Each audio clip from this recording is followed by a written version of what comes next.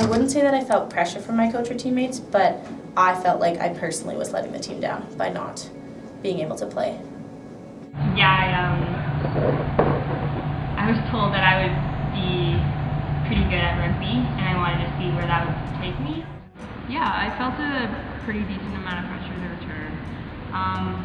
It was never explicitly stated by like a coach or a teammate that I should play regardless of my injuries. They were always pretty supportive of being like, you should sit off, maybe you shouldn't play, but in my head I guess it always sounded like they were disappointed in me. And I felt like I had something to prove and like almost show them how thankful I was for their help by competing. So I wanted to do the best I could with what I had.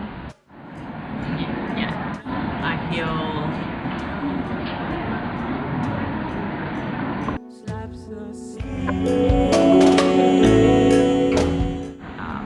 kind of felt like if I gave up on sports, I was losing a part of my identity. Helps feel better, so if you're already injured, like it's nice to have that relief even if you're hurt. So if I'm not training and competing, other people are getting a one-up on me, or my competition is training and I can't miss any of things or I'll be behind.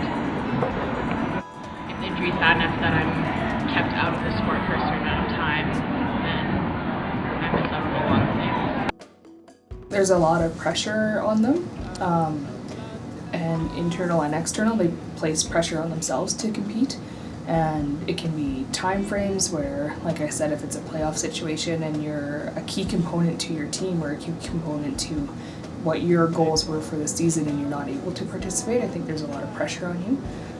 Coaches, teammates put those pressures on as well, so I think it's a lot of I think there's, of course, a lot of decision making that has to go into when you're ready to return. I see it as, number one, they don't want to lose their position on the team. Also, sometimes if they're trying to move to a new level, they may know that a national team scout is here, so they would want to play to impress that person. It's up to the person, but it's also up to the coach to not make them feel pressured to do something that puts them at a higher risk. I think there's a difference between playing injured and playing hurt. You know, are you injured or are you hurt? Well, one person's pain tolerance is different than theirs, so they will assume, well, I was hurt, you're hurt, I was able to play, but they don't know the level of hurt that the other person is experiencing. I think that it's important to know your body and know what you're capable of doing and know when you're injured and when you're just hurt. I feel like my coaches and teammates have the same mindset as me, like trying to push through things so you don't miss competitions or training.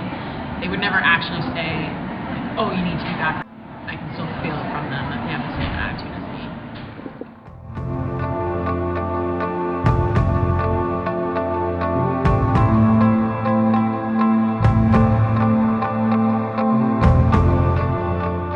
When it gets to a certain level of competition, you have to play through pain or you don't get to compete. So if it's like a national level, you're told to like tape it up or you're not able to.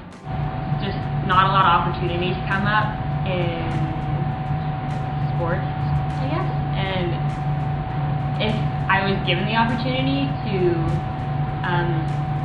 show my skill to a scout, even if I was injured, I would definitely do it just for that.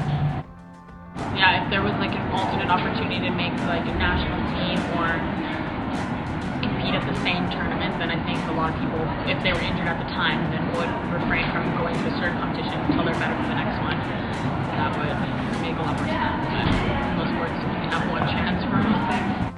Having sports as, I guess, a crutch or something to lean on to like meet people, express who I was able to find out more about myself and kind of develop who I was as a person, which helped me get over not being able to play sports just because I had so much other things that I enjoyed doing.